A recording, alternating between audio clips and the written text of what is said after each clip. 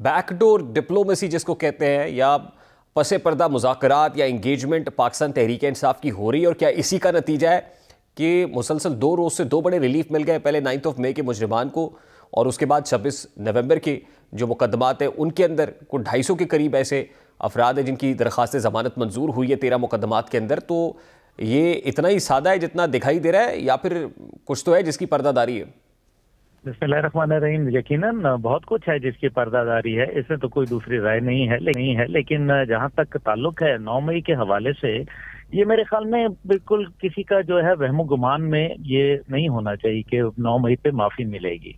ये बात भूल जाएं। और 9 मई जो है वो एक रियासत के खिलाफ जुर्म हुआ है, और उस जुर्म के ऊपर जो मरकजी किरदार हैं उनको सजा मिलेगी। ये याद रखिए कि 9 मई के वाकयात में जिन लोगों को आर्मी चीफ की जानिब से जो है वो पार्डन किया गया है, माफ किया गया है, वो लोग कुछ ना कुछ लिख के भी आए हैं वहाँ।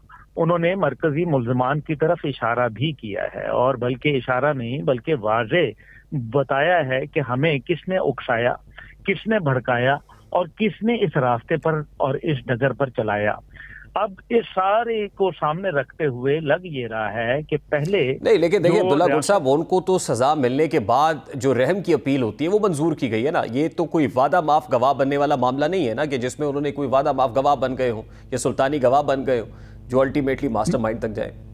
नहीं, मैं यही आपसे गुजारिश कर रहा हूँ। वादा माफ गवाह होना और सबूत शवाहिद देना 2 मुख्तलिफ चीजें हैं। और जो छोटे छोटे मुकदमात थे उनके अंदर उनको बरी किया गया, लेकिन ये याद रखिए उन्होंने सजा तब हुई जब उनका जुर्म साबित हुआ, तब उनके ऊपर उसका इतलाक हुआ और उसके बाद माफी का अमल शुरू हुआ, जो कि आर्मी चीफ का इस्तेहकाक है आईन पाकिस्तान और आर्मी एक्ट के रूल्स के तहत। अब जो बात आ जाती है कि जो अली अमीन गंडापुर साहब ने बात कही है, इससे तो ये वाज़े नजर आ रहा है कि एक मखाशमत और एक महाज आराई जो है वो कायम रहेगी। दूसरी जानिब साहबजादा हामिद रजा जो है वो बिल्कुल हुकूमत जो है वो सही है कि हुकूमत गिराना उनका हक है, ये जमहूरियत के अंदर मौजूद है। पीडीएम के अंदर भी याद है आपको कि इमरान खान की हुकूमत गिरी थी और उसके बाद पीडीएम की हुकूमत आई थी।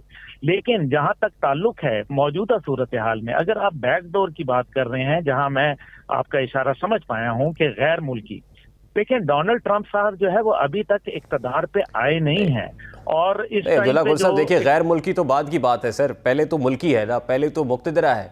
क्या मुक्तदरा के साथ इंगेज कर रही है पीटीआई? मैं ये पूछ रहा हूँ। नहीं, मुक्तदरा के साथ डायरेक्ट इंगेजमेंट कोई नहीं है। मैं बहुत जिम्मेदारी से ये बात कर रहा हूँ कि रावलपिंडी का कोई किरदार बराह रास्त या कहीं दूसरे चैनल के जरिए मासवाए ये कि हुकूमत इस टाइम पे जो है वो निगोशिएट कर रही है, बात कर रही है, जिसका ऐलान हो चुका हुआ है और जिस पे मुज़ाकरात हो रहे हैं वो हुकूमती सतह पे है। रावलपिंडी का इसमें जीरो किरदार है, इसमें कोई कहीं बराह रास्त रावलपिंडी का ताल्लुक नहीं है। ये बात तो वाज़ेह हो गई।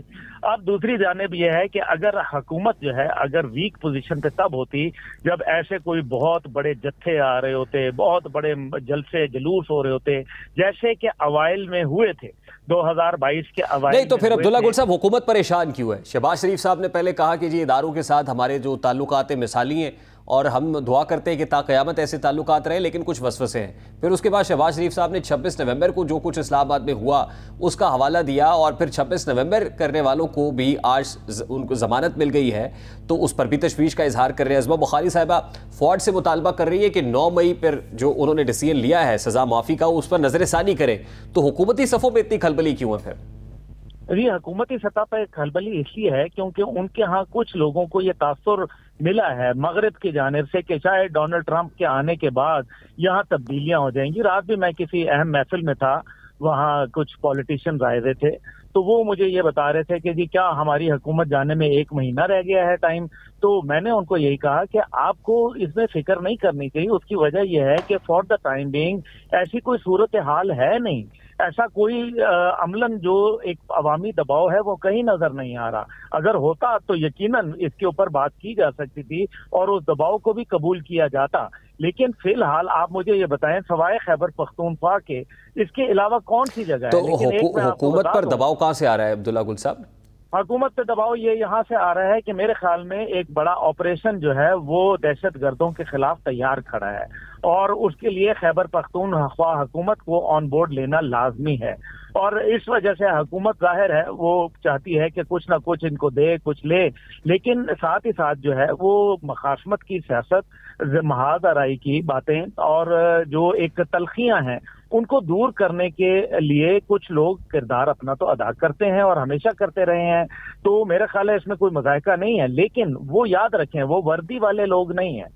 یہ بات میں آپ کو بڑا وثوق سے کہہ رہا ہوں کہ وردی والے لوگ جو ہیں اس ٹائم پہ کسی بھی قسم کے کردار نہیں ادا کر رہے، حکومت خود کر رہی ہے، حکومت کے اندر اپنے جو ہے کئی دھڑے بندیاں ہیں، آپ کو معلوم ہے کہ نواز گروپ علیحدہ ہے، شہباز گروپ علیحدہ ہے، تو یہ وہ تمام باتیں ہیں جن کی وجہ سے کنفیوژن اور کیوس جو ہے وہ کریٹ ہو رہا ہے۔ یہ جو آج پرویز اشرف صاحب نے سٹیٹمنٹ دیا کہ آصف زرداری، نواز شریف اور عمران خان ایک ہی سٹیج پہ بھی ہو سکتے ہیں، تو ایسا بھی پاسبل نظر آ رہا ہے آپ کو؟ مطلب اگر وہ اس طرف کے لوگ نہیں ہیں تو کیا ایسے ہی لوگ بیچ میں ہیں جن دھڑے بندیوں کا ذکر آپ کر رہے ہیں کہ جو الٹیمیٹلی ان کو ایک سٹیج کے اوپر لے آئیں؟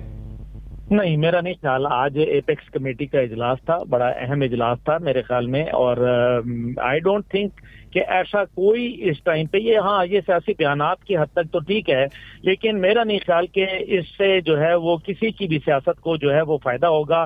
آپ نے دیکھ لیا کہ اس ٹائم پہ پیپلز پارٹی کے درمیان اور مسلم لیگ کے درمیان جو نظریاتی ایک خلیج ہے وہ دن بدن بڑھتی چلی جا رہی ہے، اور اسی طریقے سے ان دونوں پارٹیوں کے درمیان اور پی ٹی آئی کے درمیان ایک بہت بڑی نظریاتی خلیج ہے۔ یہ تو ایک سیاسی خودکشی ہوگی ان تینوں پارٹیوں کے لیے کہ اگر یہ ایک پیج پہ آتی ہیں تو یہ ان سب کے لیے خودکشی ہوگی۔ ہاں، ملک کی مفادات کے اندر پاکستان کی سیکیورٹی، سالمیت اور معیشت کے لیے ایک پیج کے اوپر اگر یہ ہیں that is a different thing, لیکن یہ اگر آپ ایک سٹیج کے اوپر آپ جیسے سمجھ رہے ہیں کہ کوئی ایک گرینڈ حکومت، کوئی ایک مشترکہ حکومت، کوئی ایک نیشنل حکومت ٹائپ کی کوئی صورتحال، تو فی الحال تو اس کا کوئی دور دور تک جو ہے وہ چانس نہیں نظر آتا۔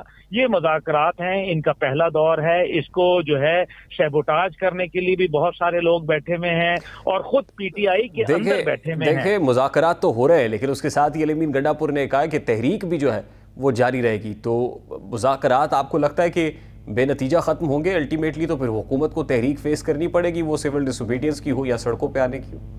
نہیں، سڑکوں پہ آنے کی جو ہے میرے خیال میں صلاحیت جو ہے وہ اب ختم ہو گئی ہے۔ ہم نے دیکھ لیا سڑکوں پہ آنے کی صلاحیت جو ہے وہ نہیں رہی، اور سڑکوں پہ آ کے پھر کیا کریں گے؟ بیٹھے رہیں گے تو پھر کیا کریں گے؟